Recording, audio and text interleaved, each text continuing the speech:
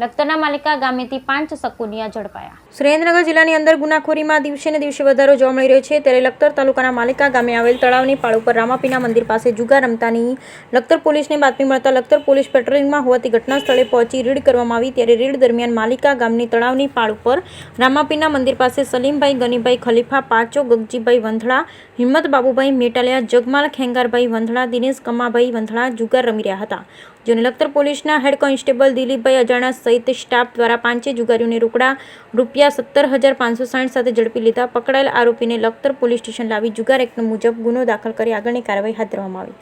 Bureau report Jayendrasinh Zala, Lakhtar.